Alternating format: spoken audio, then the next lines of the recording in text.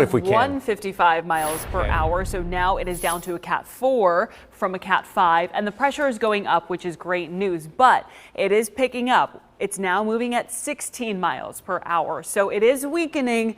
It's not going to weaken, though, by much by the time it makes landfall because it is moving so quickly. So right now, when we look at the enhanced satellite photo, you can see it slowly, the purple part slowly beginning to spread out. That's the wind field spreading out, and the eye is collapsing. So it is weakening. We just got confirmation from the National Hurricane Center from that 8 o'clock advisory. Again, it went from a Cat 5 now to a Cat 4, but it's still going to make landfall as a major hurricane. It is about 200 miles out from the point of landfall around the Sarasota area, at least that center of landfall. And of course, we still have to account for the margin of error in the track, which is about 40 miles or so north and south of landfall, where that center of the track is.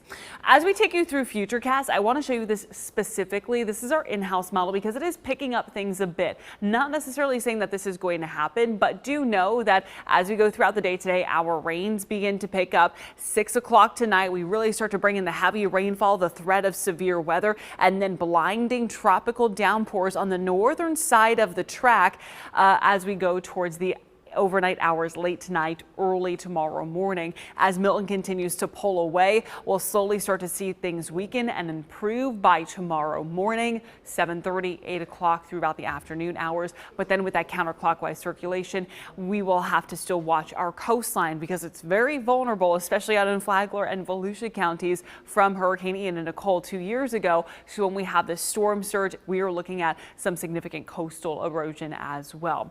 So this morning, what you need to know, there are showers around, and we'll continue to watch Milton, but then our rain begins to increase going into the afternoon, and then severe storms, we will track those as it works from south to north. Right now, there have been a couple of tornado warnings in southwest Florida and South Florida, but right now we're just really dealing with some rainfall, Eric. Right. And that's the good news, but it is still crummy outside. I mean, look at our live first warning Doppler radar. First off, the greens are steady rains, but you start to pick up into some of those darker greens.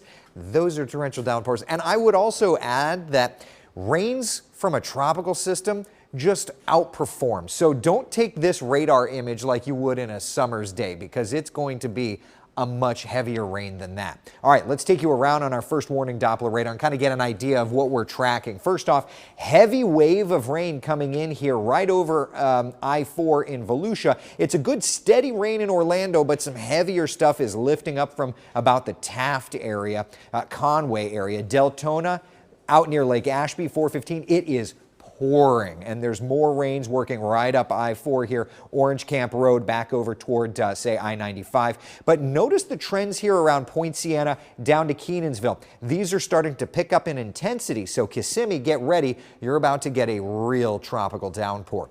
Futurecast showing these waves of energy coming in, and into this afternoon, 4 p.m., the winds will start gusting 30, 40 miles per hour and then ramp up from there and ramp up until we get to about 9, 10 o'clock when we're really watching the center of circulation. And I would also add, our Futurecast model is quicker than the global models in terms of landfall. So understand these times may be shifting just a little bit. But midnight, Futurecast says the hurricane will be around I-4 in Polk County, around 60, 70 mile per hour winds, but that wind field extends over toward Brevard County.